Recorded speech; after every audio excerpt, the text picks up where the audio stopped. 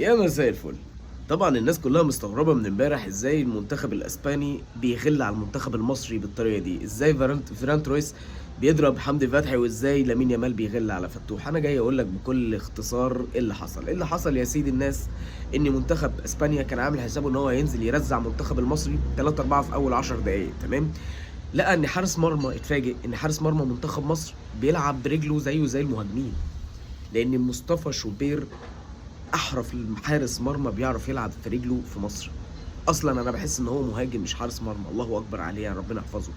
اتفاجئوا من ان ده منتخب منظم، منتخب منظم بيعرف يبني كوره من ورا، بيعرف يحضر كويس، بيعرف يسحبهم واحده واحده، بيعرف يتحرك كومباكت، بيعرف يرجع، بيعرف كل لعيب مان تو مان يمسك اللعيب اللي هم مش مفيش مساحات. احنا ما سيبنا لهمش مساحات ان هم يشوطوا غير بس 3 4 كور، انت فاهم، راحوا بخطوره، والحمد لله ربنا مشاها جمايل يعني. بس احنا كاداء منتخب، الله اكبر الله اكبر، كلنا فخورين بمنتخب مصر. ان انت بتلاعب المنتخب المصنف رقم 1 في العالم، وانت المصنف رقم 31 عالميا، وتتعادل معاه وتلعبوا في اسبانيا بالاسلوب ده. لا، شابو، بجد شابو. شكرا شكرا شكرا لكابتن حسام حسن، شكرا على الاداء، شكرا على النفسيه، شكرا على كل حاجه. اللعيبه نازله جاهزه نفسيا ان هم بيتمتعوا. منتخب مصر كان نازل يستمتع بالماتش. ان انت هو لعيب كوره وانا لعيب كوره، انت بتعرف تلعبها وانا بعرف العبها، تعالى نلعب، تعالى نلعب، وتعالى نخطط، وتعالى نقف، وتعالى نتكتك، وتعالى نعمل كل حاجه. هي دي كره القدم. مهند لاشين، مهند لاشين ما فرقش كواليتي عنهم خالص. مهند لاشين الله اكبر عليه، الله اكبر عليه، زيه زيهم، انا ما شفتش فرق. حمدي فتحي شخصيته ما بتتغيرش.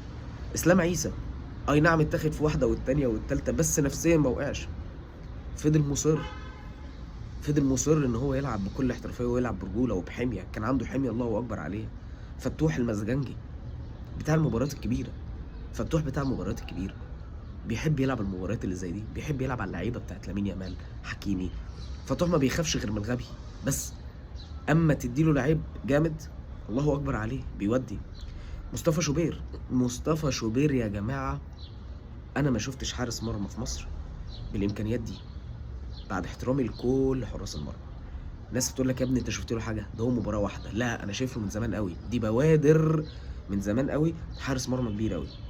اوفا، احنا تاكدنا مين هو حارس مرمى منتخب مصر في كاس العالم. خلاص، قولا واحدا، مصطفى شوبير هو الحارس الاساسي لمنتخب مصر في كل اللي جاي، كل اللي جاي بتاعه، واحنا كلنا في ظهره.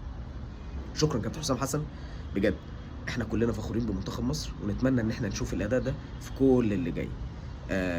احنا لازم نشجعهم ولازم نقف في ظهرهم، ولازم نخليهم بدل ما هم مصنفين 31 عالميا ان شاء الله يروحوا للتوب 10 باذن الله.